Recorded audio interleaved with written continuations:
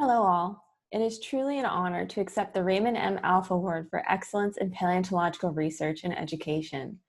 As an early career researcher, this award gives me renewed purpose as I form my own lab group at Middlebury College and sets the tone for my career trajectory, a high bar to live up to based on previous awardees. Above all, I am thankful for the inspiration, hope, and kindness that my students bring into my life, both professionally and personally. Now, more than ever, their optimism challenges me to keep going despite the new Zoom world we live in. As a high school student, my teacher gave me the freedom to pursue my curiosity for the science fair, indulging my interest in dinosaur growth patterns, and even letting me expose a colony of mice to hawk poop in the supply closet, only expecting that I have fun, never expecting that I would eventually get a PhD. One of my core reasons for pursuing an academic career is to give high school students an even bigger playing field than I had in which to follow their curiosity without fear of failure. Luckily, I was able to start making this a reality as a postdoctoral researcher when the Society for Science in the Public and the Girls Academic Leadership Academy of Los Angeles supported me in developing the first science fair program for girls at the Brea Tar Pits Museum.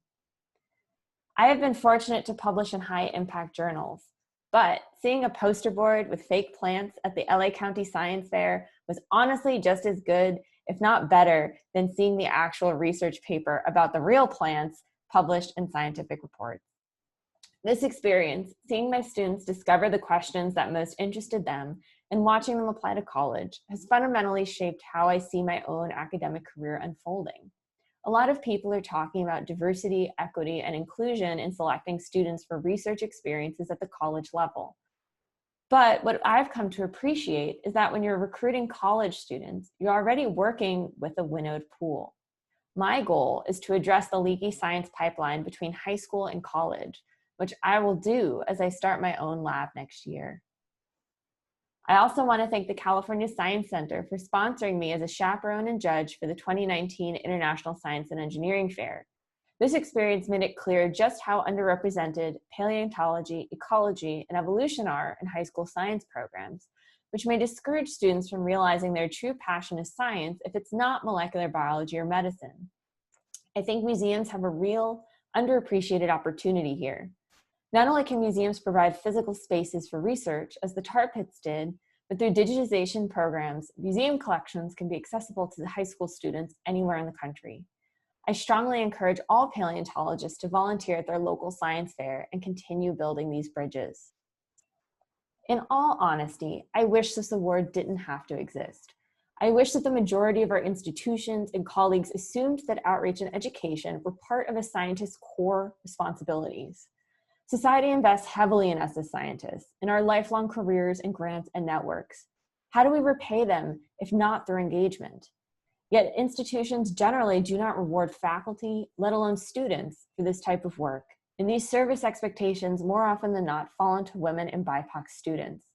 I have seen this and felt this firsthand. But I've also been fortunate to have academic mentors who see outreach as equally important to my research as part of my development as a scientist. In selecting me for this award, the ALF has just sent a message to graduate students and postdocs everywhere that outreach is something that will be rewarded, contributing to a larger cultural shift in paleontology. And this brings me so much hope. Now, more than ever, we hear that science needs to be respected by society at large. But this is a two-way street. Scientists need to respect the different forms of knowledge and diverse educational backgrounds of all members of society and make science feel accessible if we're ever to make progress. We all have a role to play in making this happen. By honoring me as an early career researcher, you've set a high standard for me to live up to during my career as a teacher and a researcher, and I won't let you down. Thank you.